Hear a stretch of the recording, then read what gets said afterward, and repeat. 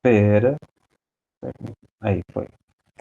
Então tá, pessoal. Para quem já está aqui, boa noite novamente. Para quem está assistindo a aula gravada, a gente fez uma vista de prova, né? A gente reviu os critérios de avaliação da atividade N1, que qualquer dúvida vocês podem procurar falar comigo pelo SEAD virtual. Quem não está aqui presente na aula, no final a gente pode voltar a conversar. E a gente falou sobre os critérios de avaliação, tiramos algumas dúvidas. E aí, depois disso, agora, a gente está voltando a falar aqui sobre nossa temática, que é a ciência moderna. E eu estava refazendo o caminho que nós trilhamos para chegar nesse momento, que é falar, então, do mito, a relação desses filósofos, os primeiros filósofos, os filósofos pré-socráticos, no século VI a.C., há 2.600 anos atrás, 2.620 anos aproximadamente, se questionando sobre, e questionando também a realidade, a natureza, que pudesse ser diferente daquilo que era narrado pelos mitos, que fosse alcançado um conhecimento, embora eles não estivessem ainda muito certos de como deveria ser esse conhecimento no começo, mas que fosse através das capacidades humanas, da capacidade do pensamento humano, da razão humana. E essa razão, ela vai sendo muito importante, a busca da verdade, através do pensamento, através de um pensamento racional, que siga um, uma trajetória sistemática, né, que tenha começo, meio e fim, que tente observar alguma verdade naquilo que se mostra, né, nos acontecimentos que são analisados, que são refletidos. Isso aparece em Sócrates, que vai trazer a questão da ética, da política. Sócrates, que vai se tornar, então, uma figura não vista, né, para os poderosos de Atenas, e vai ser, então, condenado à morte. Depois, seu discípulo Platão vai escrever sobre Sócrates, vai dar voz às compreensões e à filosofia socrática, e ele mesmo vai fazer uma filosofia que vai além do seu mestre, além de Sócrates, e ele vai fundar a Academia de Atenas, e que em algum momento vai rivalizar com uma outra escola de filosofia, agora então Aristóteles, discípulo de Platão, e que começa então a ter seu próprio pensamento e que não concorda com a filosofia de Platão, que é da teoria das ideias, né? Que a gente viu, né? Que fala da alegoria da caverna, que as pessoas que são baseadas apenas nas suas compreensões, opiniões, nas suas crenças, elas parecem que estão aprisionadas a essas compreensões, e só se elas se desprenderem dessas amarras, e se elas seguirem até a luz, para fora da caverna, onde está a realidade, onde está o mundo de verdade, que elas vão ter, de fato, acesso ao conhecimento. Aristóteles não concordava com Platão, porque Platão dizia que toda a realidade é uma sombra. A realidade como a gente vê, né? O mundo material, ou seja, a xícara que eu tomo café, ela é uma xícara meio que de sombra. Ela não é a realidade, ela é uma sombra do que é real, que é a xícara que habita o mundo das ideias. O argumento é simples, eu posso destruir essa xícara, a gente até fez esse exercício de abstração aqui na sala, a gente pode destruir essa xícara, mas a ideia de xícara nunca será destruída, mesmo que a gente destrua todas as xícaras do mundo. Só que Aristóteles nunca concordou muito com essa ideia. Por quê? Porque Aristóteles entendia que você não pode falar da essência da xícara sem pensar nessa xícara material. Então ele vai ter a ideia de substância, que é do que é feito a xícara, mas não só a xícara material, a substância, né, a porcelana da xícara, não, mas a substância que tem a aparência, mas também tem a essência do que é uma xícara. Por exemplo, e isso a gente pode pensar para qualquer objeto e qualquer coisa no mundo.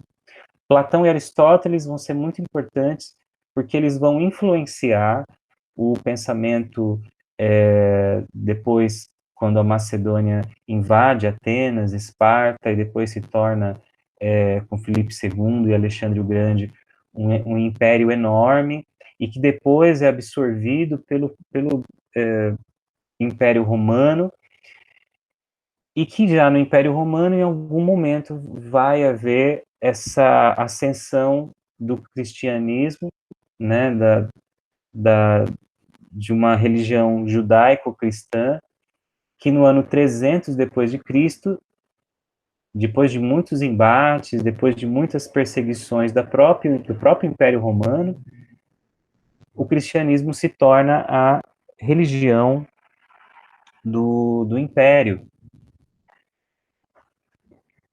E, evidentemente, que isso vai marcar até o século IV, em diante, vai marcar a filosofia que se torna, então, a filosofia chamada filosofia medieval, que é a filosofia que vai do século IV até o século XIV depois de Cristo. E o que acontece do século XIV em diante? É o que a gente estava falando há pouco, é a Renascença. Um dos critérios que a gente viu para a Renascença, o que é essa Renascença? É um renascimento. É como se a criatividade, eles entendiam, a gente pode pensar, por exemplo, Leonardo da Vinci, só pensar nas Tartaruga Ninja, Rafael, Donatello, Michelangelo, Leonardo, pensa nas Tartaruga Ninja, que professor, nem sei quem é tartaruga, nem muito menos quem é ninja, são as tartarugas ninja mutante. Então, as crianças e os adultos com mais 30 anos, que eram crianças há uns 20 anos atrás, devem saber o que é. Mas, em geral, são esses nomes aí, os nomes principais dos... Existem outros artistas renascentistas. Mas o que eles entendiam? Que o ser humano, ele pode ser o Deus de si mesmo. Deus com D minúsculo, não porque o ser humano vai ser um Deus místico, todo-poderoso, mas Deus no sentido de alguém que tem poder de pelo menos decidir o seu próprio destino e de como vai se manifestar artística e através do pensamento filosófico e também através da cultura. Então, quando a gente pensa, e aí eu quero voltar para vocês aqui, será que eu consegui? Deixa eu ver.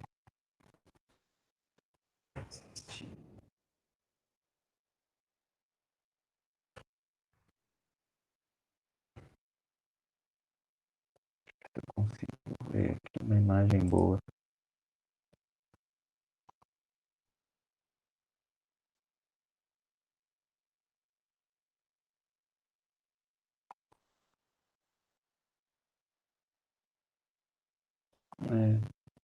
Espera só um segundinho, gente.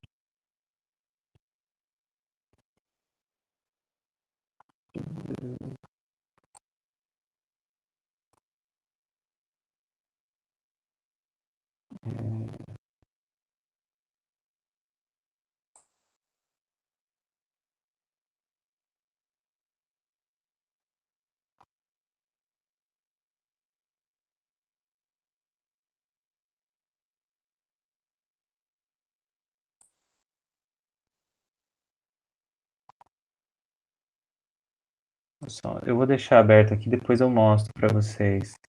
Mas é interessante que, se a gente observar, por exemplo, a Capela Sistina, e vocês não precisam viajar até a capela, lá na Itália, para observar o teto da igreja. A gente pode fazer uma visita virtual. Tem vários sites que fornecem isso, né? Principalmente agora, na pandemia e durante o ano letivo, eu vou viajar para a Itália. Não é uma boa, porque eles estão voltando lá numa segunda onda da Covid-19, então estão fechando os pontos turísticos, barrando as pessoas de circularem livremente por conta da necessidade do isolamento social. Mas o que a gente vê na Capela Sistina? A gente vê as imagens dos santos, a gente vê a imagem aquela imagem muito célebre, né? que não é a do ET, né, é a de uma figura representando Deus que quase toca o dedo dos homens, de um dos homens que seria, então, Adão, que então seria o momento da criação do mundo, né, e aí o dedo de Deus que quase toca o dedo do homem. Só que o trono aonde Deus está tem o formato exato de um coração. Ah, um coração, professor, bonitinho assim? Não. De um coração, anatomia de um coração. Depois eu quero mostrar isso para vocês. E por que que isso é importante, professor? Porque hoje na internet a gente acha o que a gente quiser, então, 2020, as portas de 2021. Mas na Renascença, como é que eles tinham acesso à anatomia? Se eles quisessem ver um coração humano, saber como é um coração humano, o órgão, um coração humano, como é que eles poderiam? A igreja não autorizava, porque violar os corpos era pecado, e você não poderia mexer no corpo de alguém que faleceu. Então, essa ideia de patologia, de mexer no corpo e pensar anatomia, vocês, por exemplo, que estão no período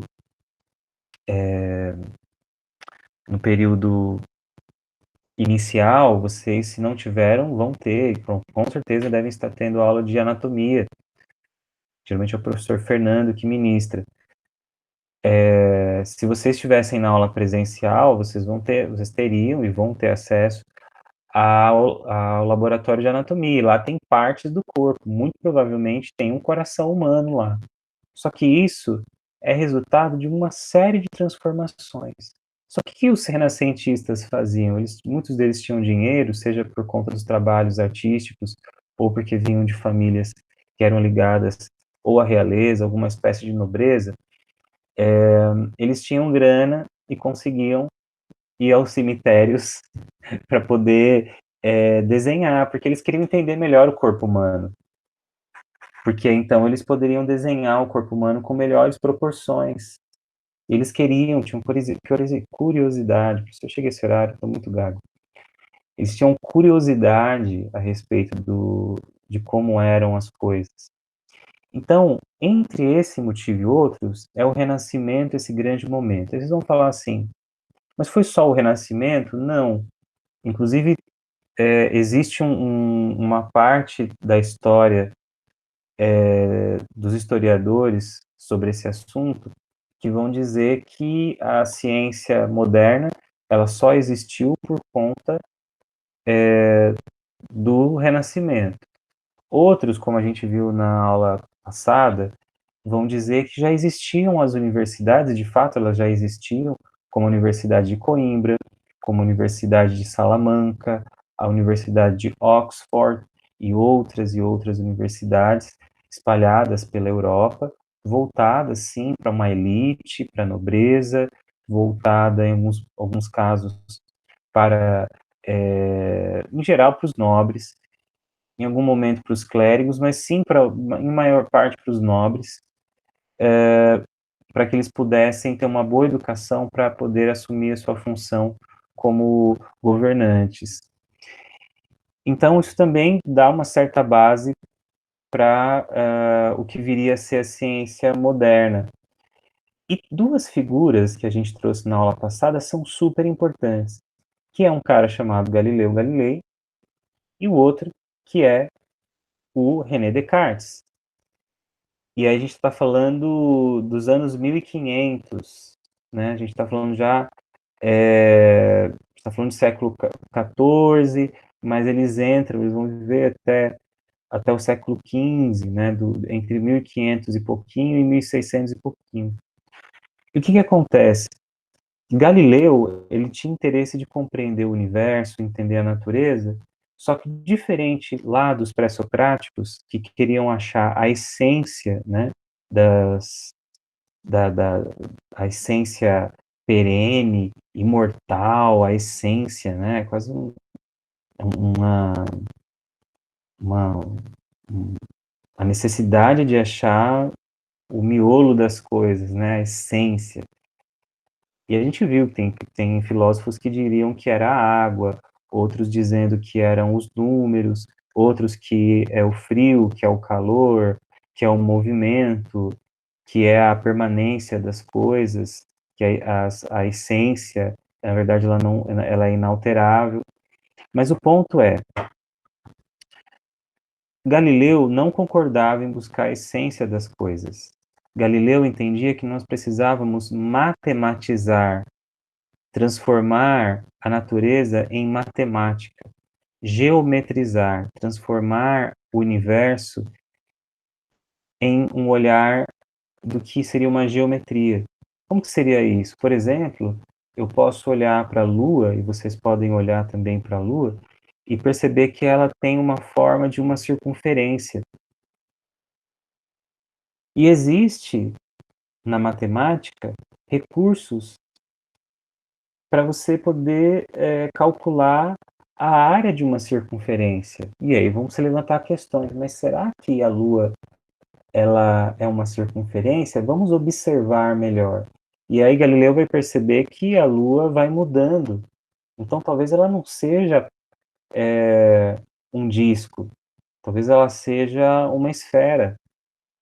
E depois esse pensamento vai ser retomado em outros sentidos por Copérnico e depois por Isaac Newton. Então, essa postura de usar a matemática e, mais especificamente, a geometria para entender o universo e não buscar no universo uma essência, Galileu já rompe com a tradição dos filósofos pré-socráticos, porque esses sim buscavam a essência, usavam matemática, mas buscavam uma essência, e também rompe com Aristóteles, porque Aristóteles falava que não tinha que fazer experiência, que você tinha que só contemplar. E Galileu vai falar: não, a gente tem que fazer experiência. Temos que experimentar, inclusive para comprovar que a nossa razão, que o nosso pensamento consegue chegar a essas compreensões, mas nós precisamos sim da experimentação. Essas são algumas das contribuições de Galileu Galilei. Outra pessoa que contribuiu muito para a ciência moderna, e estou só fazendo aqui, relembrando que a gente já falou na aula passada, mas uma outra pessoa que contribuiu muito para a ciência moderna foi, pelo menos no seu início, né, foi René Descartes, matemático, filósofo também, e tem um livrinho do René Descartes chamado O Discurso sobre o Método. E essa palavrinha método é super importante para a gente entender a ciência moderna. Matemática é importante para a gente entender a ciência moderna, e método também é importante para a gente entender a ciência moderna. Porque quando Descartes fala lá na França, né, porque ele era francês, e ele vai falar de que era necessário seguir um método, a gente precisa entender o que é a palavra método. E a palavra método, se a gente olhar para a forma como a palavra é construída, ela é assim: met, né, M-E-T, e odos, método. A gente pode colocar métodos ou método. Quando a gente pega essa palavra, essa primeira parte, né, M-E-T, met em grego, tem relação com meta, assim como no latim para nós, meta. Então, no português, meta como objetivo, como fim, como um lugar aonde eu quero chegar. E odos, ou odo, em grego significa caminho, trajeto, trajetória, percurso. Então, se eu junto as duas palavras, met e odos, método, qual o significado de método? É um caminho para se chegar em um fim. É um caminho que me leva a um lugar. Mas não me leva a qualquer lugar, ele precisa me levar ao lugar aonde, então, a ciência quer chegar. E aí, o caminho para Descartes, o método, é para chegar nesse fim que é o quê? Que é um conhecimento verdadeiro. E qual que é o veículo que ele usa? É a razão. Assim como os filósofos usavam a razão, Descartes vai apontar que o caminho possível, o veículo possível para fazer com que o ser humano saia do seu não conhecimento e chegar a conhecer a verdade é a razão. Aí vocês vão falar assim, professor, mas se a gente está falando de ciência moderna e Descartes está dizendo, como vocês viram na aula passada, que ele quer chegar ao conhecimento da verdade, por que ele não faz filosofia? Por que ele tem que fazer ciência? É uma boa pergunta. Digamos assim, que a filosofia, ela não se preocupa com a experiência. A filosofia, ela não se preocupa com encontrar provas materiais. A filosofia não se preocupa em controlar, ela se preocupa em compreender, entender. Mas a ciência, diferente da filosofia, está preocupada também em controlar. Ela está preocupada também em ter controle sobre a natureza. Por quê? Porque se o homem é uma espécie de Deus que tem autonomia sobre o seu destino, como aparece no Renascimento e reaparece no Iluminismo, que o ser humano é um Deus de si mesmo, que ele tem liberdade, ele é livre para fazer as suas escolhas, para pensar. Então, esse ser humano, ele pode submeter o universo, as coisas, a si próprio. Então, essa é uma diferença importante entre a filosofia e a ciência. A filosofia, ela é mais especulativa, não quer dizer que ela não busca a verdade, mas ela busca a verdade sem se preocupar com evidências materiais, com objetos, com produtos que sejam gerados através das verdades a qual a filosofia pretende chegar. E a ciência, por outro lado, pretende, sim, experimentar, fazer experiências para chegar em algum lugar e controlar, sim, a natureza e, se possível, controlar o universo. Quando digo universo, eu estou dizendo todas as coisas que, que estão próximas e são passíveis de serem manipuladas, manejadas pelo ser humano. Ok? Então, tudo isso, introdução para a gente poder falar então sobre a aula de hoje, que é a ciência moderna e a atitude científica, ciências humanas e interface com a filosofia, ou seja, quais são as relações, né? É muito provável que a gente não consiga ver todo esse conteúdo hoje, mas se não der tempo, a gente continua na próxima aula e a gente vai avançando assim, vê o final dessa apresentação e já começa a outra, né? Porque a gente precisa fazer isso para compensar o dia do ensino responsável. Antes da gente continuar, alguma dúvida, alguma coisa que vocês queiram pontuar até aqui, podem colocar no chat, tá? Se tudo bem, podem dar um ok no chat. Se não, podem abrir o áudio e perguntar. Mari, Sabrina, Charlene, Paulo, Bianca, Caio, Vitor, Vanessa e Diana.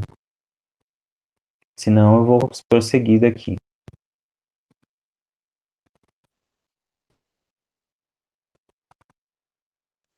Oi, tudo bem? Então eu vou prosseguir. Seguindo aqui. Então, ciência e o senso comum. Eu sei que vocês já devem ter ouvido falar sobre senso comum, né? E a gente está falando sobre ciência aqui o tempo todo. Mas existe uma diferença importante entre senso comum e ciência e que tem a ver com a natureza de cada uma dessas coisas, né? Então, a ciência, vou ler com vocês para não fugir muito aqui da trajetória. A ciência diferencia-se, distingue-se do senso comum, porque este é uma opinião, o senso comum, baseada em hábitos, em preconceitos, em tradições cristalizadas. O que é o senso comum? Antes da gente continuar, o senso comum é aquilo que a gente sabe sem necessariamente ter estudado. O senso comum são aquelas coisas que geralmente nós chamamos de sabedoria popular. O senso comum é aquilo que a gente ouviu da nossa família, da nossa comunidade onde nós estamos, e que tem, para nós, um valor de verdade, de algo que a gente leva a sério. Mas o senso comum também pode carregar muitos perigos, como, por exemplo, notícias falsas, o tal do manga com leite, que faz mal. Mas o senso comum também tem lá os provérbios populares que carregam muita sabedoria. Por exemplo, o tal do água mole em pedra dura, tanto bate até que fura, né? E tantos outros ditados populares que são pérolas e que falam muito a respeito de como que as pessoas vão dando conselhos e vão refletindo sobre as coisas que são ditas. Então, o senso comum não é algo para ser jogado fora, o senso comum não é algo para ser desprezado pela gente, mas nós precisamos tomar um cuidado e não confundir aquilo que é o nosso senso comum, o senso comum da nossa comunidade, da nossa família, com o conhecimento científico. Porque, veja, enquanto o senso comum é opinião baseada nos nossos hábitos, nos nossos preconceitos, nas nossas tradições, e tradições cristalizadas, tradições que, perdão, já tomaram formas. Então, isso é o senso comum. Porém, a ciência, ela baseia-se em pesquisas, em investigações metódicas, olha lá o método. Se a gente for traduzir, investigações que seguem um caminho para chegar num determinado fim.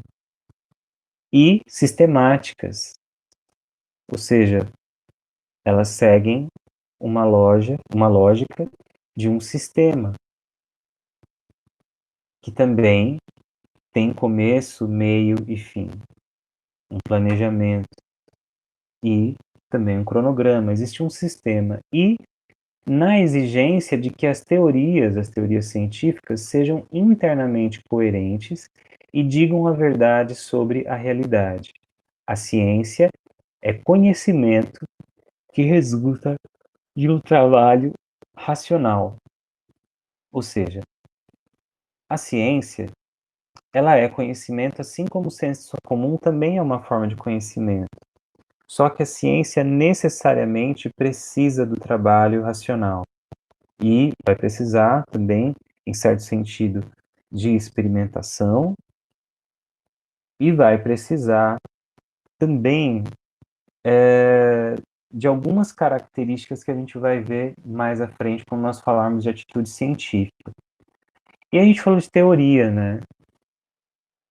Então vale a pena a gente entender o que é uma teoria científica, porque está dizendo que as teorias científicas têm que ser internamente coerentes, elas têm que fazer sentido dentro dela própria, e elas têm que falar a verdade sobre a realidade, não pode ser uma ciência uma pseudociência, uma ciência falsa, né? E queira dizer uma verdade que, na verdade, que não é uma verdade, que é uma mentira.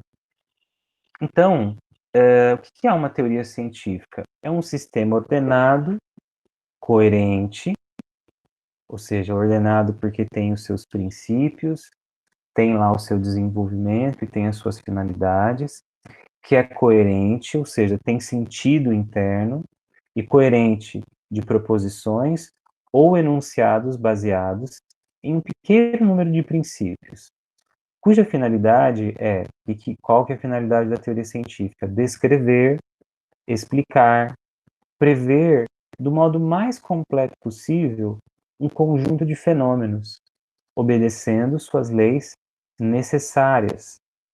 Então, a teoria científica permite que uma multiplicidade empírica de fatos, quando a gente fala empírico, nós estamos falando sobre experiência, e que essa multiplicidade empírica de fatos, né, essa grande quantidade de experiências, de fatos que podem ser experimentados por nós, que aparentemente são muito diferentes, que aparentemente não tem nada a ver uma coisa com a outra, eles possam ser compreendidos sim como semelhantes e submetidos às mesmas leis, ou vice-versa. A gente pode compreender por que fatos que aparentemente são semelhantes, mas na verdade eles são diferentes e devem ser submetidos a leis diferentes. Então, a teoria científica é uma forma de organizar o conhecimento que é produzido pela ciência, de forma a facilitar a vida do ser humano a compreender a realidade que o cerca. Só que, evidentemente, continuando aqui, a atitude científica, que deve ser a atitude da cientista, do cientista, a atitude de um grupo de cientistas, a atitude que se espera para se fazer ciência, ela é diferente do senso comum. E ela é diferente porque a ciência desconfia das certezas que a gente tem. Ela desconfia daquela certeza que nós temos de que aquilo é verdadeiro e ela desconfia também da falta de curiosidade que, ora, nós não temos sobre determinados assuntos e para poder entender esses mesmos aspectos que nós vimos, né, da realidade, do mundo. Quando a gente adere imediatamente a determinadas coisas, assim, a gente acredita sem nem ter refletido, e também a ciência desconfia quando nós não temos crítica. Quando nós não criticamos algum fato, algum acontecimento que chega até nós, a ciência desconfia. E por esse motivo, perdão, o senso comum vê um simples acontecimento, uma coisa que não deveria receber tanta atenção, a atitude científica vê problemas e obstáculos, aparências que precisam de explicação ou que até essas aparências precisam ser afastadas e desconsideradas. Então, o ponto aqui para nós principal é o seguinte: a ciência, assim como aparece na filosofia lá, que não podemos aceitar nenhum conhecimento sem que ele seja submetido à nossa razão, da mesma maneira, a ciência vai desconfiar desse tipo de postura, que é o oposto, que é aceitar a informação sem fazer nenhuma reflexão. No senso comum, a gente aceita esse tipo de condição, né? Mas a ciência não tolera. E aí eu fiz aqui duas colunas com as características da atitude científica e as características do senso comum. E de uma certa forma, cada característica na mesma linha, uma se opõe à outra e mostra aqui que o senso comum de fato é muito diferente da atitude científica, do conhecimento produzido pela ciência. Bom, primeiro ponto, eu quero falar isso para vocês aqui, pontuando cada um desses aspectos. Vamos lá? A atitude científica, ela entende que o conhecimento, ele é objetivo. E objetivo, por quê? Porque ele pode ser mensurado, porque ele se volta para o objeto. Ele pode ser contado, ele pode ser medido, ele pode ser pesado. E aí vem aquela noção de utilizar a matemática para explicar a natureza, o matematizar a natureza, né? Geometrizar a natureza. Por exemplo, se eu pego uma caneta aqui na minha escrivaninha, eu posso dizer para vocês que essa caneta, ela, nossa, é uma caneta muito boa, eu tenho muitas lembranças com essa caneta, porque quem me deu foi meu avô, e essa caneta tem uma história. Esse conhecimento é um conhecimento, seria para os moldes da ciência moderna, é um conhecimento mais subjetivo. Toda vez que a gente fala subjetivo, ele está querendo dizer que é algo próprio do sujeito. Ah, mas opiniões são coisas muito subjetivas. Subjetivo quer dizer, as opiniões são coisas próprias dos sujeitos, elas são subjetivas. Só que o subjetivo muitas vezes é usado para dizer que alguma coisa não é precisa. Aí fala assim, tal restaurante é bom? Aí vocês vão falar assim, é subjetivo. Depende. Por exemplo, eu gosto, sei lá, de tal prato que eles servem lá. Pode ser que outras pessoas não gostem. Por isso é subjetivo. Só que esse é o senso comum. E a atitude científica é diferente, porque ela é objetiva, ela se volta para o objeto. Ela é mais neutra, ela busca neutralidade, ela busca que até, em certo sentido, haja um afastamento entre o sujeito e o objeto que esse sujeito estuda. E, assim como Galileu aponta, como René Descartes aponta, para eles, para a ciência moderna, e isso vai impactar os próximos cientistas que virão nas décadas e séculos posteriores a esses dois, a gente poderia citar Francis Bacon, David Hume, mas vamos ficar por enquanto com o Galileu Galilei e o Descartes. Mas para eles, o modelo de ciência, a ciência que deu certo, é a matemática. E depois a outra ciência que deu certo é a física, que se que elas fazem? Elas explicam o universo por meio da matemática. Então, o que você busca fazer? Busca fazer algo quantitativo. Você busca mensurar, matematizar, geometrizar, de uma certa maneira, é explicar matematicamente, mas para quê? Para que eu possa contabilizar, para que eu possa quantificar. Se eu quero, de novo, avaliar uma caneta, eu posso avaliar o peso, o seu formato, a sua largura, o seu comprimento, posso analisar o material do qual ela foi feita, eu posso até calcular a quantidade de tinta que tem na caneta e posso calcular o quanto tempo ela ainda vai durar. Pode ser que eu, Adriano, não consiga fazer esse cálculo, mas alguém que tem conhecimento sobre matemática talvez possa fazer esse cálculo com muita facilidade até. Então, para a ciência moderna, a atitude se volta para o objeto, para as características do objeto estudado, e fazendo isso de maneira quantitativa. O senso comum é subjetivo e qualitativo. Por que qualitativo? Porque ele vai falar se as coisas são boas, são ruins, se elas são gostosas, se elas são desprazerosas. Ela vai olhar para as qualidades das coisas e da experiência. De novo, a história do restaurante.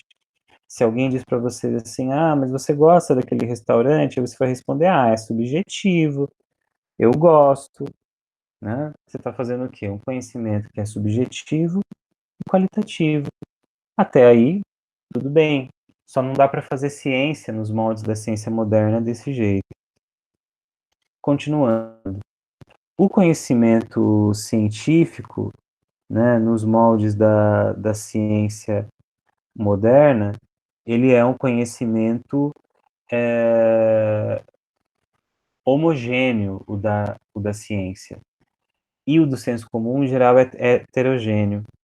E por que que é... E por que que um é heterogêneo e o outro é homogêneo? Quando a gente está fazendo, está cozinhando alguma coisa, uma massa de bolo, por exemplo, uma massa de torta, as pessoas que estão passando a receita para nós escrevem ou dizem, olha, bata, amasse até sair uma massa homogênea. O que significa? Que tudo fique por igual. Então, uma massa homogênea, ela é toda por igual. Eu não vou ter uma parte mais dura, uma parte mais mole, uma parte mais brilhante, uma parte mais opaca. É uma massa homogênea. ela tem um jeito só de ser. E o senso comum, ele não consegue ser homogêneo. O senso comum, ele é heterogêneo. O que é heterogêneo? Assim, é heterogêneo, professor. E como é que fica, então, as questões das diversidades de gênero? Não, a palavra não é heterogêneo de hétero como a questão da, do gênero, né, sexual e da sexualidade, enfim, não é esse o critério. Quando a gente usa a palavra hétero, a gente está falando de alguma coisa que é diferente. E quando a gente usa homo, a gente está usando algo que é igual. Uma massa homogênea é uma massa por igual. Uma massa heterogênea é uma massa que tem diferenças. Então, o conhecimento do senso comum, ele é heterogêneo. Ele é diferente por quê? Pega, por exemplo, o conhecimento que as pessoas têm no bairro aonde vocês moram, não precisa ser nem no bairro, na rua onde vocês moram, ou pode ser menos. Pense aí a família da qual vocês fazem parte. Legal? Pensem aí. O conhecimento que vocês têm sobre o mundo, será que é o mesmo de uma família que mora numa cidade do interior do sul da Argentina? Vocês podem questionar, vocês podem falar: será que é o mesmo? Será que é diferente? Bom, vamos pensar, eles falam outra língua, eles têm interesses que podem ser diferentes do de vocês, os hábitos alimentares me parecem que são bastante diferentes, a região onde eles estão é diferente, as músicas que eles gostam, as histórias que eles contam e o folclore é diferente. Então, é muito provável que a gente possa afirmar que o senso comum na Argentina tem muitos aspectos e pode ser muito diferente do senso comum da sua família aqui em São Paulo, na região metropolitana.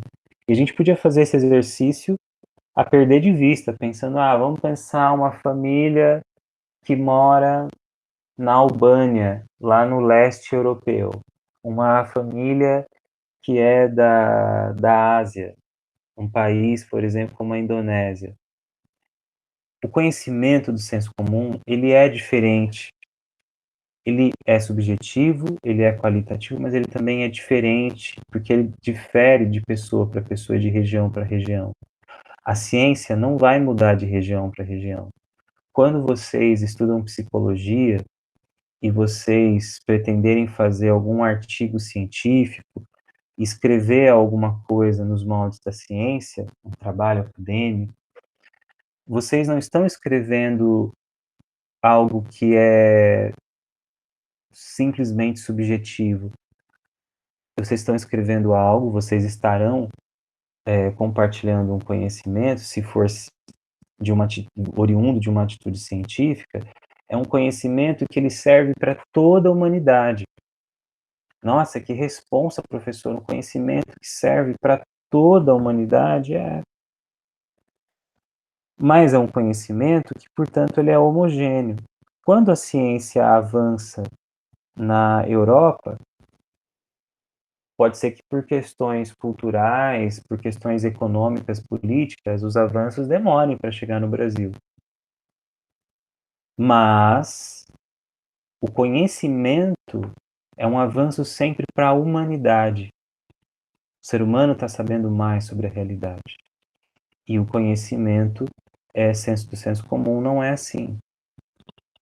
Outra característica é que a atitude científica, ela é generalizadora. Por quê? Porque ela busca explicações que sejam teorias, sejam explicações gerais. Então, não me interessa entender só, por exemplo, se a gente falar de manifestações, vamos pensar na Covid. Se a gente pensar em manifestações da Covid aqui no Brasil, não adianta, a gente tem que pensar também das manifestações da Covid em todo o mundo. Por quê? Porque a doença, embora ela possa se diferenciar, e aí é o próximo tópico, né? Ela possa se manifestar de diferentes formas em corpos diferentes. Alguns são mais resistentes à doença, outros podem ser mais frágeis, são mais vulneráveis, mas as características gerais daquela doença, assim também como as características do seu tratamento e da sua cura, são gerais, porque elas se aplicam a qualquer lugar do mundo, embora esse conhecimento precisa diferenciar situações para situações, contextos para contextos. Agora, a atitude científica é diferente do senso comum, porque o senso comum ele é mais individualizador, é mais ou menos assim, o meu ponto de vista é meu ponto de vista e para mim ele é bom, ou seja, ele é subjetivo e qualitativo. Ele é heterogêneo porque você tem o seu conhecimento, eu tenho o meu e cada um tem opinião é igual ao nariz, cada um tem o seu.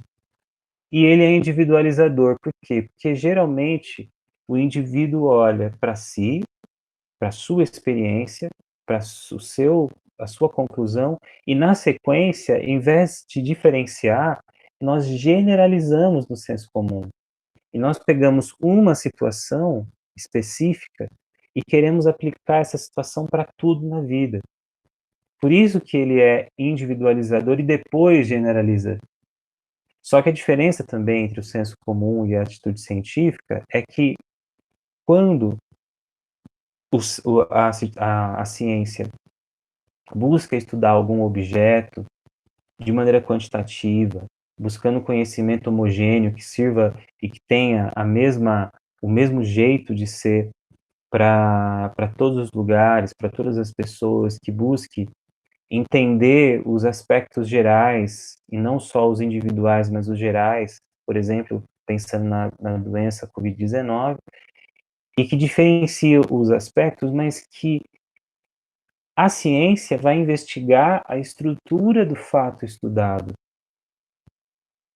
Ela vai estudar quais são as estruturas ou a natureza daquilo que ela está procurando compreender. Então, vocês devem lembrar, quando começou a aparecer a Covid, os cientistas do Brasil e de outros lugares do mundo foram fazer o genoma do vírus. Eles foram lá e conseguiram descrever geneticamente quais são as características desse vírus. Foi super importante.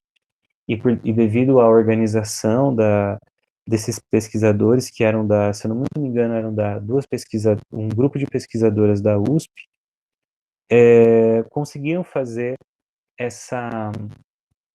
esse mapeamento do genoma, ou seja, antes que a gente pense em como tratar a doença ou como curar a doença, nós precisamos investigar a estrutura, a natureza do fato estudado. Vamos estudar a COVID, então nós precisamos primeiro compreender a estrutura e a natureza desse vírus, e depois compreender a estrutura e a natureza dessa doença.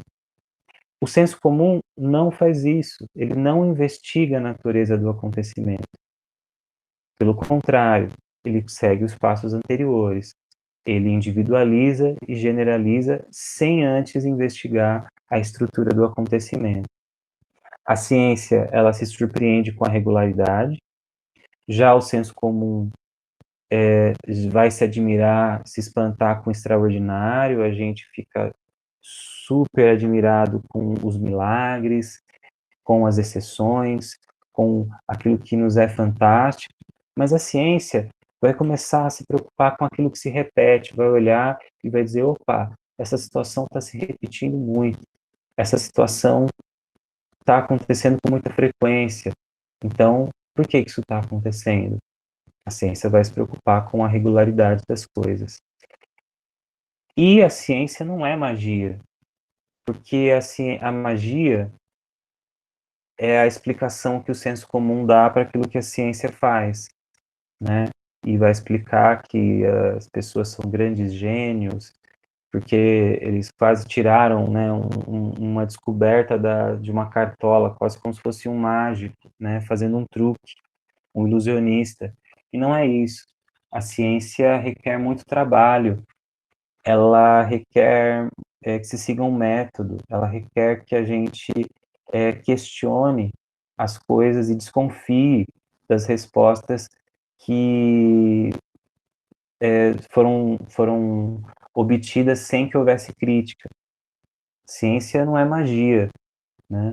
Ela não é um superpoder, ela é uma capacidade humana, uma área do conhecimento e uma forma de conhecimento que pode ser realizada por qualquer pessoa, mas desde que ela tenha essas atitudes. Estamos falando da ciência moderna. A ciência moderna ainda entende que o conhecimento liberta o ser humano do medo, diferente do senso comum, que, em geral, projeta no mundo o medo e a angústia. De que maneira? Ah, não, porque esse, esse vírus da Covid é um vírus feito de laboratório pelos chineses. Então, né, assim, na verdade, o que eu estou fazendo, eu tenho medo de uma ideia que eu tenho sobre os chineses, e aí é o vírus da China. Agora é uma outra história, né, que é a vacina, que ela certamente está sendo construída segundo os métodos científicos esperados para a validação de uma vacina, para que ela tenha validade científica e também para os órgãos de vigilância sanitária dos países. Só que aí eu projeto o meu medo e a minha angústia no, na vacina. Eu tenho medo do que vem da China, do que supostamente vem da China, e aí eu tenho medo da vacina. Só que a ciência não é magia. Para se chegar ao conhecimento, se passou por um caminho, um método. E um método que se submeteu à razão humana, ao pensamento. Que, para a ciência, traz liberdade para o ser humano. E uma coisa importante é que, geralmente, o senso comum, ele se transforma em preconceitos, ele se transforma em algo cristalizado, alguma daquelas coisas que se tornam tradições, mas tradições negativas, ruins, muitas vezes. E a atitude científica é diferente, ela se renova, ela se modifica. Hoje, mais cedo, eu falava com a turma da manhã, né, e eu estava contando que eu achei algumas coisas aqui, deixa eu ver, acho que tem, aqui, ó. Eu não sei se vocês conseguem ver, mas eu achei isso daqui, ó, um, um MP3 player que eu dei para minha esposa, acho que há uns 10 anos atrás, provavelmente em 2010, 2009, tem 10, 11 anos. E o mais legal, tem umas musiquinhas aqui, ele funciona ainda. Só que hoje ninguém ouve música desse jeito mais, ou talvez se ouve, mas não é assim que se pratica, né, de maneira comercial. Você nem compra mais isso para vender. Hoje as pessoas ouvem no streaming, nos seus smartphones, mas já houveram outras tecnologias, já houve a tecnologia do CD, já houve a tecnologia do long player, né, do LP, do bolachão. Isso para falar de tecnologias que são industrializadas e chegam até nós. Agora, na ciência não tem problema a gente mudar o conhecimento, porque o conhecimento ele sempre vai se modificar, diferente do senso comum, que o conhecimento do senso comum, em geral, ele é um conhecimento que permanece quase que intocável, e isso, para a ciência, é um problema. Aí até aqui, a gente está falando desse assunto, só queria pontuar o seguinte, eu não estou dizendo, gente, que o senso comum é o mal encarnado, que o senso comum tem que ser destruído e que a ciência é maravilhosa, a ciência... Não, não é nem uma coisa nem outra.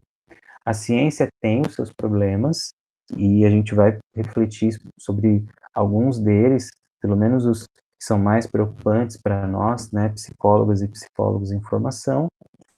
E também não estou dizendo que o senso comum é assim, nossa, uma coisa horrorosa, que tem que ser, nossa, escondida e combatida. Não, o senso comum tem muita coisa interessante. Por exemplo, as culturas regionais, aqui no Brasil, em tantos lugares do mundo, né? As danças, as músicas, a arte, a sabedoria popular sobre como lidar com determinados alimentos, os pratos típicos, a, a cultura de como lidar, por exemplo, com determinadas plantas.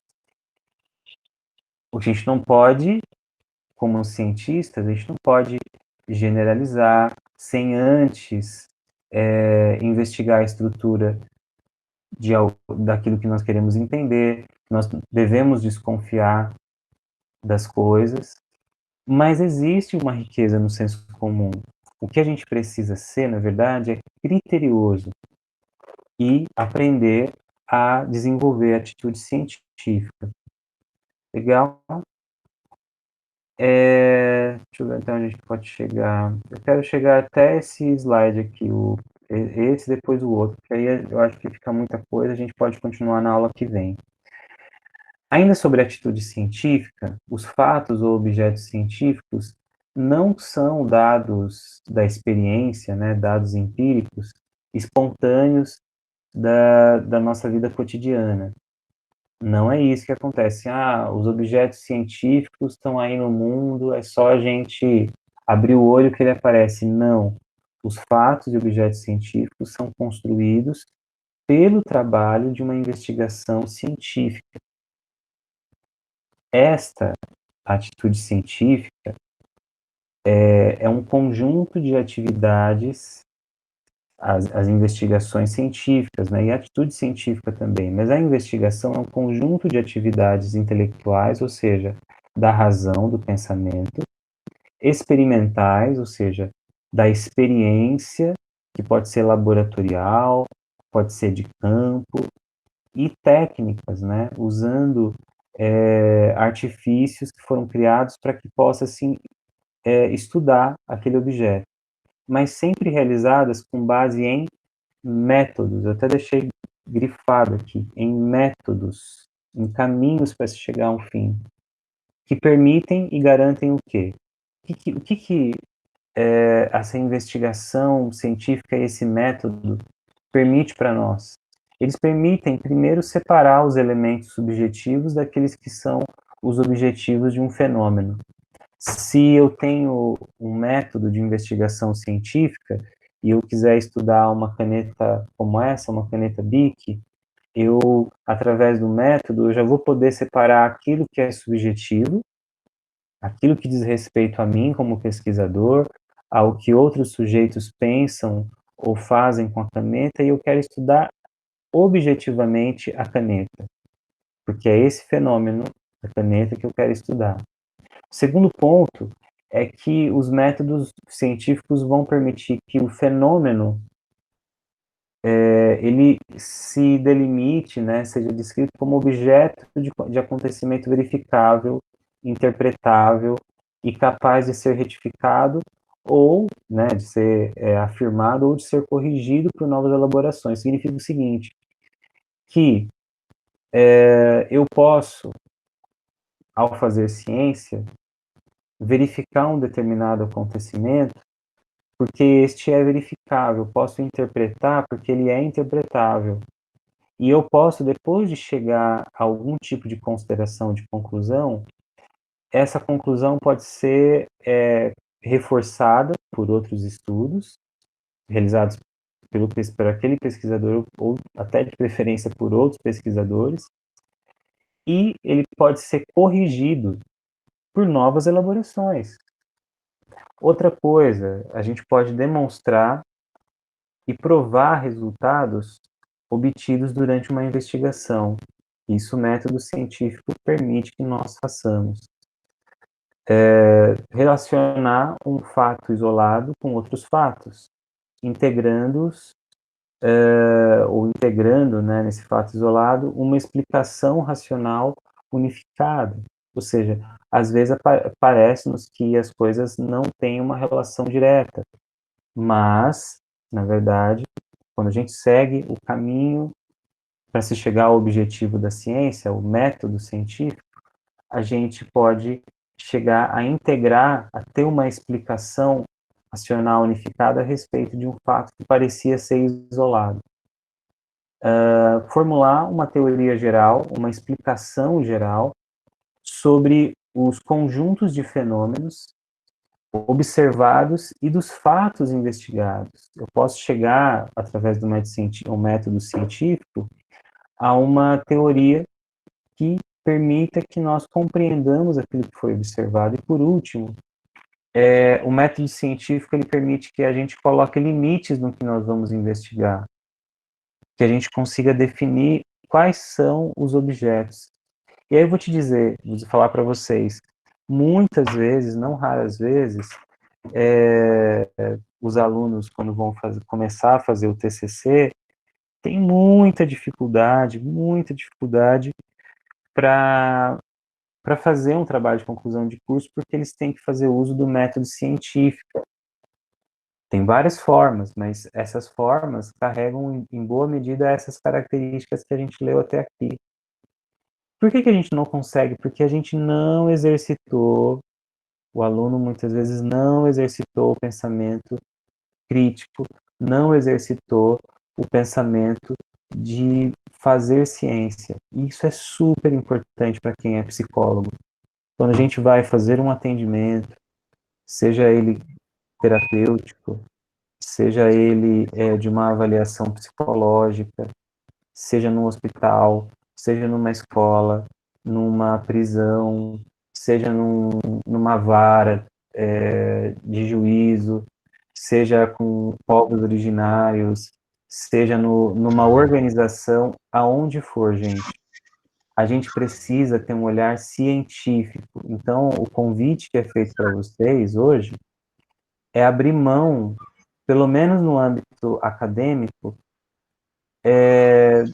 vou até usar o outro verbo, não abrir mão, mas desapegar do senso comum, das certezas que a gente está assim, agarrado na certeza, como se ela fosse um cobertor e um chocolate quente, sabe? Não, não é isso.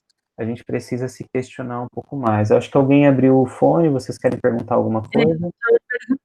Tem uma dúvida, assim, por exemplo, quando fala em método científico, né, a gente sabe que, estudando um pouco ciências, né, Hum, vamos supor, tem o método de Descartes, alguns métodos que hum, eram cientistas que existiram ao longo da história, mas não são hum, cientistas contemporâneos, né? sim. Então, quando o senhor coloca assim que a gente tem que fazer uma atitude de método científico, tem um método científico específico de algum a ser aplicado, ou é uma Hum. postura de método científico? O que, que é exatamente esse método científico? As duas coisas, na Deu, verdade. Por isso eu entendi. Porque por isso que eu estou chamando ali de atitude científica naquele primeiro momento. Então, no slide anterior, a gente está falando de atitude científica, né, mais específica, deixa eu voltar aqui. Aqui a gente está falando de atitude científica, né, atitude científica. Aí aqui a gente continua falando da atitude científica, mas aqui especificamente a gente está falando dos métodos. O que os métodos, no plural, porque não é um só, né? A gente tem métodos científicos de várias, e o método científico, ele tem a ver com o lugar aonde a gente quer chegar e qual o melhor trajeto para chegar onde nós queremos chegar. E onde que a gente quer chegar depende da nossa pergunta. Por isso que uma coisa importante para a gente pensar sobre método científico, Mari, é pensar que a gente precisa aprender a fazer perguntas. A gente primeiro precisa questionar as coisas, aprender a questionar, não aceitar. Por isso que primeiro vem a atitude. Então, entender que a gente precisa questionar as coisas e que a gente não pode aceitar as afirmações que nos trazem como se elas fossem verdades absolutas. Ai, professor, mas aí eu posso me tornar uma pessoa muito chata. Então, não necessariamente.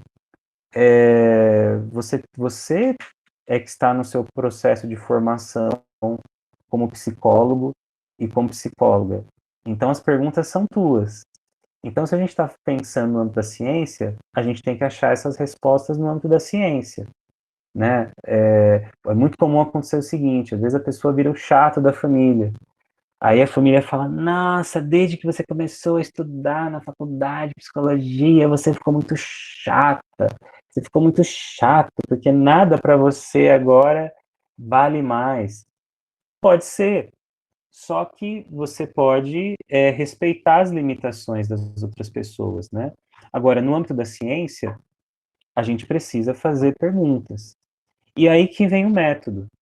Então, uma coisa é a atitude, né? Qual postura que você tem que ter diante do fazer a ciência? Qual é o que é correto? O que é esperado? Atitude científica. Aí você fala o seguinte, tá, professor, mas agora que eu estou entendendo a atitude científica, como é que é agora? Bom, agora a gente vai trilhar um caminho para chegar na nossa finalidade. E sempre que a gente quiser chegar a algum lugar é porque a gente se perguntou sobre alguma coisa. Então, toda, toda pesquisa científica, ela tem um problema de pesquisa, que é uma pergunta.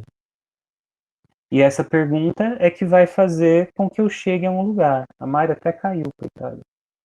Mas está gravado aqui, Mari, depois você assiste essa parte.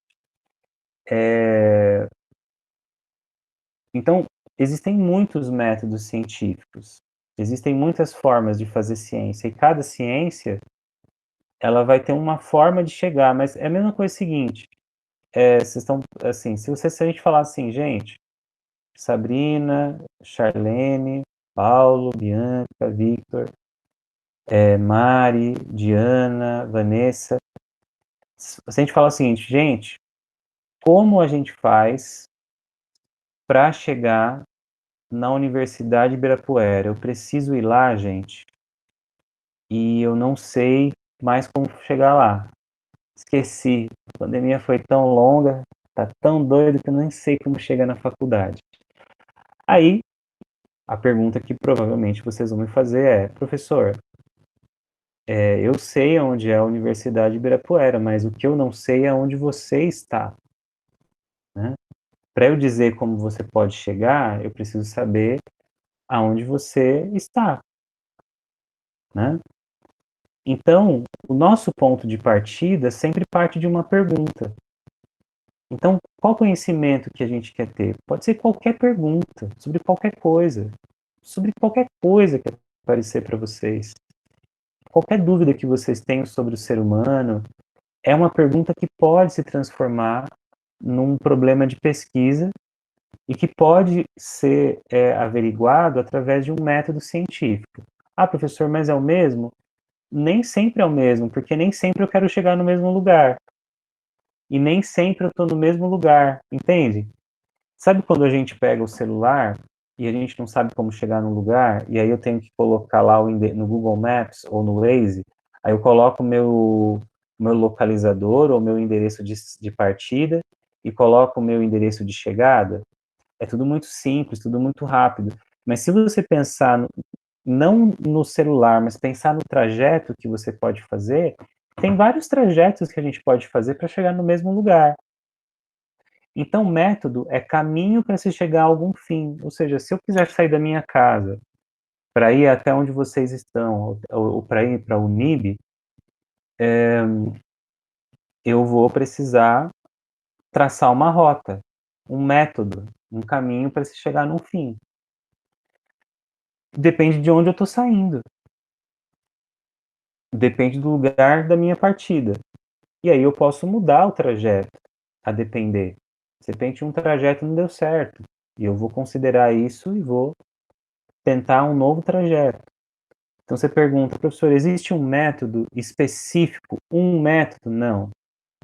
Existe alguns métodos que são mais prevalentes na ciência, mas depende da ciência. E é isso que a gente vai observar na sequência. Porque depende, por exemplo, de qual ciência que a gente está falando. O método, e essa pergunta que você fez, Mari, ela é boa porque é o seguinte, uma coisa é eu estudar a física, por exemplo, gravidade, né? A teoria newtoniana, né, de Isaac Newton, falando sobre o movimento dos corpos, a inércia, falando sobre a gravidade e elencando as leis da física. É uma teoria científica. Mas será que eu posso usar o mesmo método científico da física para estudar os seres humanos? Queria fazer essa pergunta para vocês. O que vocês acham?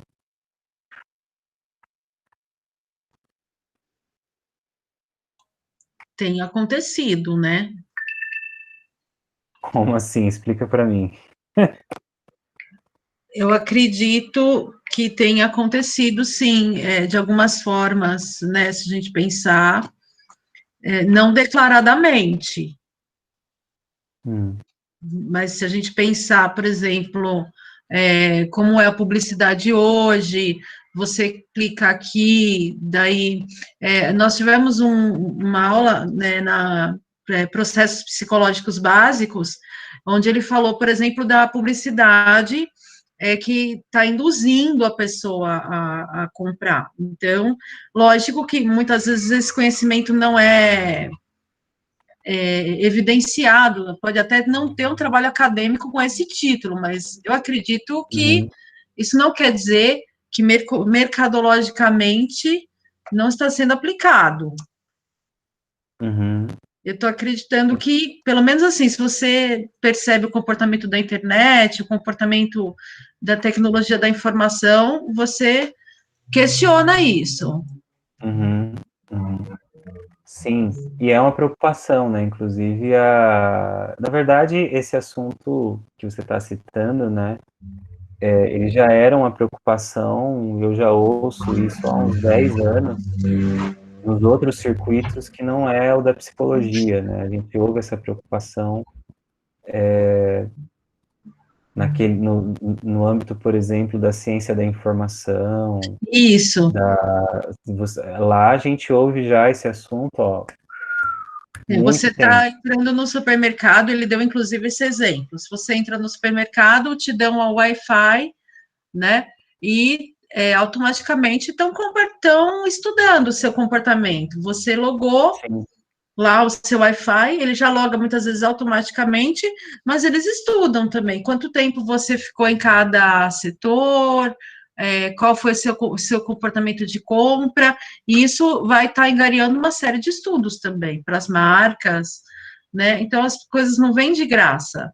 Né? E muitas vezes eu escutei assim de pessoas que trabalham em, por exemplo, Facebook ou Google, que você é o produto.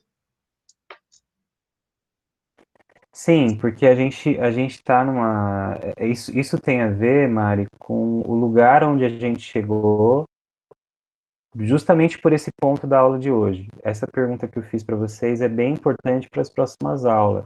Vou até repetir ela no fórum. Me ocorreu agora, porque talvez tem gente que não vai querer falar, não vai querer abrir o áudio, não vai ter forças de digitar aí, mas talvez passada a sexta-feira braba consiga durante a semana se manifestar.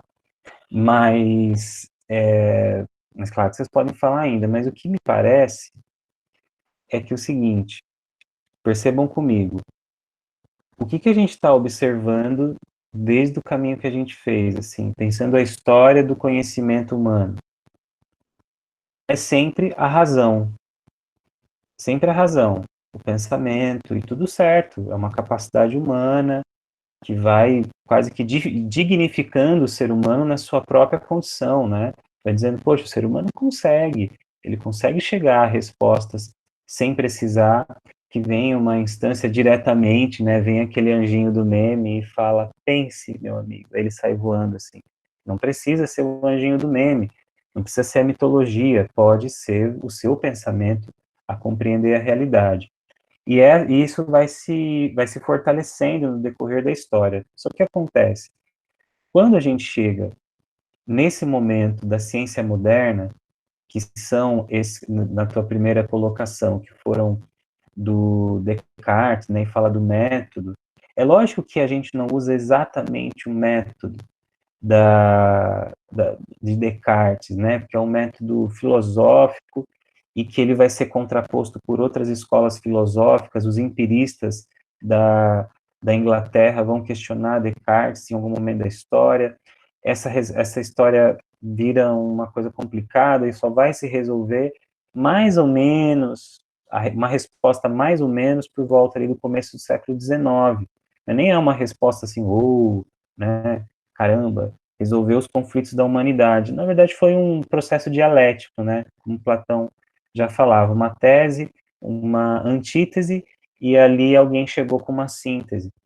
Mas o que eu estou querendo dizer é que, quando a gente pensa a matemática e a física como modelos de ciência, e que cada vez a ciência está olhando como objetos, e objetos que precisam ser descritos, que têm que ser quantificados, e isso vai apontando para nós formas de controle que acontecem, inclusive, através das inteligências artificiais, dos algoritmos, da maneira como são disponibilizadas como você falou do Wi-Fi, algumas tecnologias da informação e comunicação, as TICs, e como que esses algoritmos gerados através da utilização das TICs são usados a favor de alguém para controlar o nosso comportamento. Então, isso não foi do dia para a noite, não foi assim de 2000 para cá. Isso não tem a ver com o advento da internet. Isso tem a ver com a construção da ciência moderna. Porque a gente só consegue ter celular desse jeito, a gente só consegue sair disso daqui para esse grandão aqui, ou o iPhone 11, 12 mil que vocês têm aí, porque existiu conhecimento científico. E nas ciências humanas, a gente fica com a grande questão: será que é possível, nesses moldes, fazer ciência? E aí, eu vou ler com vocês aqui só esse slide, e se vocês não tiverem dúvidas, comentários, eu já libero vocês. As ciências humanas, algo improvável?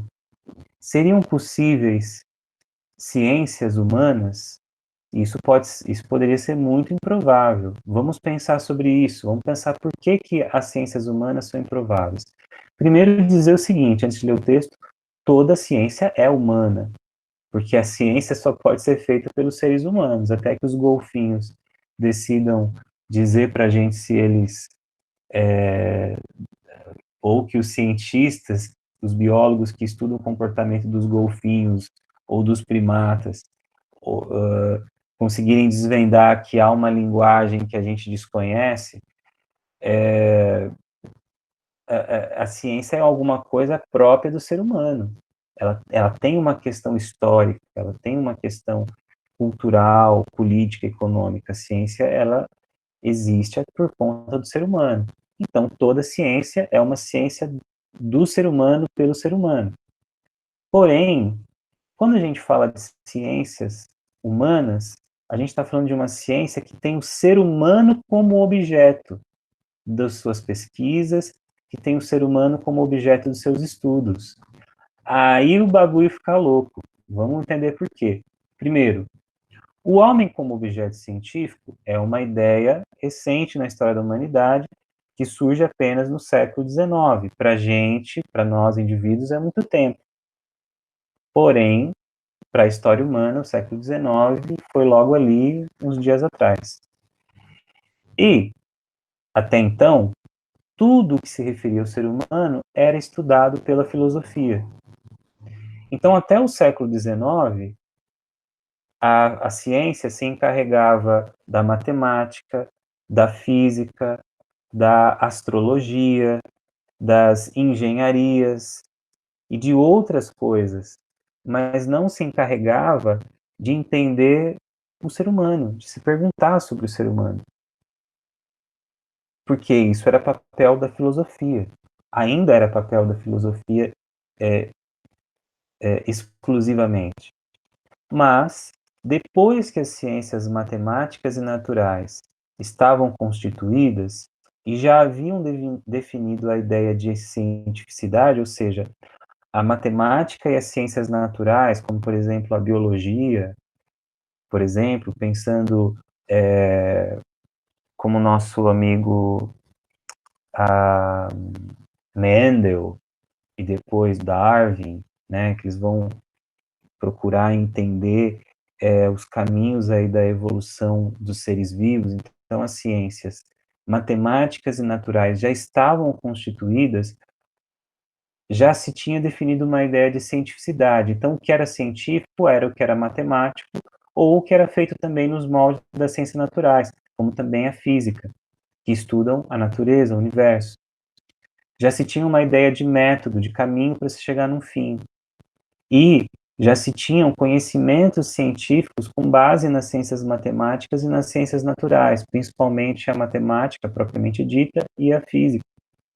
De modo que as ciências humanas, elas foram levadas, isso tem a ver com o que você estava falando há pouco, Mari, né, nesse exemplo que você deu, foram levadas a imitar e copiar o que as ciências matemáticas e naturais já tinham estabelecido. Então, se começou no começo do século, no princípio do século XIX, a estudar o ser humano como uma coisa natural, aos moldes do que Galileu Galilei pensou, um objeto que pode ser matematizável, um ser humano que pode ser entendido através da matemática e que pode ser experimentável, que pode ser submetido a experiências. Surgiu no período em que prevalecia a concepção empirista e determinista da ciência. A gente vai falar sobre isso na aula que vem, mas é um período do século XIX de que o conhecimento precisava ter experiências, de preferência experiências laboratoriais, no ambiente controlado, e deterministas porque entendia que tudo que acontece no universo tem leis que controlam o porquê das coisas e controlam os fenômenos do universo, inclusive o ser humano. Então, por esse motivo, também procuraram tratar o objeto ser humano usando os modelos hipotético-dedutivos experimentais de estilo empirista, ou seja, métodos racionais, mais métodos que levariam o ser humano para um laboratório para ser estudado, métodos que entenderiam o ser humano como um objeto. E por último, outra complicação, né, para dificultar o porquê as ciências humanas seria talvez alguma coisa improvável, improvável no sentido de muito difícil, alguma coisa quase que não dá para, difícil de imaginar, é que esse contexto desses três problemas que eu citei acima ali com vocês, levou cientistas e filósofos, inclusive, a duvidar da possibilidade que o homem poderia se submeter como objeto. Então, eu acho que a gente pode ficar por aqui, e aí vocês podem falar, professor, mas eu vou sair com dúvida. Então, eu vou falar assim, leia o texto da Chauí, faça pesquisa, Qual o texto dela, Pro? procure. Você vai colocar? Ciências humanas, vou colocar, mas leiam lá, vou colocar amanhã, provavelmente, Tá, ciências humanas, tá. tá? E aí vocês podem Professor, estudar. desculpa, Pode professor, o falar. fórum dessa semana vai ser em cima da pergunta que o senhor fez, né? Eu acho que eu vou repetir a pergunta, porque assim, que eu nem lembro qual foi a pergunta exatamente, mas achei legal, é boa para a gente pensar, porque assim, será que dá para a gente fazer, acho que é essa, será que dá para a gente fazer ciências humanas com base nessa atitude científica apenas? Porque, por exemplo, a atitude científica fala que ela tem que ser objetiva, quantificável, né? Ou seja, está falando sobre matematizar os objetos. Só que pensa o seguinte, olha o tamanho da treta. Se eu sou um pesquisador e estou estudando a Lua, eu estou estudando, né, sou um astrônomo, estou estudando os astros, estou estudando a Lua. Lógico que a gente pode questionar isso que eu vou falar e tudo bem. Mas, em princípio, a Lua tem uma natureza diferente da minha. Eu sou um ser humano e a Lua é um satélite natural, ela é um astro. Eu posso estudar, como eu falei, os golfinhos, só que os golfinhos são mamíferos e nadam e são, né, anfíbios. E eu, como vocês, somos seres humanos, somos mamíferos também, mas sou um ser humano. Agora, nesse caso dos golfinhos, eu estou estudando um objeto que é diferente de mim. Eu sei que vocês já entenderam onde eu quero chegar. Mas quando eu estudo o ser humano, eu estou estudando um objeto que é similar ao que eu sou. Então, quando eu faço conhecimento sobre o ser humano é um objeto e eu também posso ser objeto daquela mesma ciência. Olha que louco. Então, quando eu estudo a gravidade, eu não sou a gravidade, ela é uma coisa externa a mim. Gravidade é alguma coisa que tem que que é um fenômeno que está no universo, só que a gravidade não é um ser humano. Agora, quando eu estudo seres humanos, eu estou estudando um objeto, sendo que eu também sou um ser humano e também posso ser objeto desse mesmo campo de estudo. Aí dá Professor, um looping, e eu aí? tô com um looping que é assim, por exemplo, eu faço terapia, né? Então, Hum, ela é uma psicanalista. Então, vamos hum, imaginar assim, quando eu estou fazendo uma terapia, mas ela é de base psicanalística com ela, eu estou me uhum, autoestudando. Então, hum. eu sou objeto de mim, também porque eu estou tentando me autoconhecer, mas ao mesmo tempo ela também está me estudando, então eu sou objeto dela também. Todo mundo é objeto de todo mundo, sei lá. Tá confuso. Eu cheguei É no fim, né, confuso para você ver, mesmo. gente. É confuso mesmo, mas assim, eu acho que não dá para responder nesses moldes para você. O que dá para dizer é o seguinte: o caminho que a ciência moderna foi tomando é um caminho em que o sujeito que estuda, o pesquisador, se afasta do objeto, certo? Por quê? Porque eu tenho que. E isso vai aparecer no século XIX e a gente vai falar sobre isso na próxima aula. Mas vai estar no texto também, de que o ser humano precisa ser neutro, né? Eu preciso não influenciar o objeto, porque eu preciso estudar o objeto. E eu, como sujeito, posso interferir negativamente no objeto. Isso, para nós, parece ser muito científico, né? Por exemplo, se eu for estudar o vírus da Covid, eu for um biomédico, se eu for um farmacêutico, eu não posso contaminar, nem me contaminar com o vírus, né? Mas eu também não posso olhar para o vírus e achar que tem que colocar o que eu acho ali, usar o senso comum, ou, ou, ou seja, o quanto mais neutro eu for nesse processo, e eu estudar de fato o vírus através do método científico, melhor para a ciência nesses moldes. Só que quando eu estou diante de um outro ser humano, a pergunta é meio retórica, mas será que eu consigo essa neutralidade? Será que eu consigo esse grau de objetividade?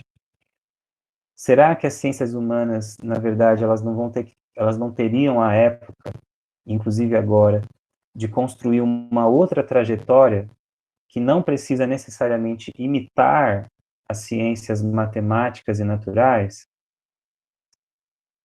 Meio que não respondi, mas dei umas deixas aí para vocês pensarem, tá? E aí a gente vai pensando junto lá no fórum, e na aula que vem a gente vai continuar falando sobre esse assunto. Tá bom, queridos e queridas? Tá Tá? E bom, para quem professor. chegou depois, assista o comecinho da aula, porque senão vocês vão não vão entender direito porque a gente está falando disso. Tá bom? Então, gente, obrigado, Mari, pela participação, vi que você agradeceu, também obrigado a você, obrigado, Caio, Bianca, Diana, Vanessa, Paulo, Charlene e Sabrina Stacy. Valeu, gente. Então, a gente se vê semana que vem. Obrigada pela aula, professor. Boa noite, bom fim de semana. Eu que agradeço, valeu. Obrigado, professor. Boa noite. Boa noite, querido. Bom descanso.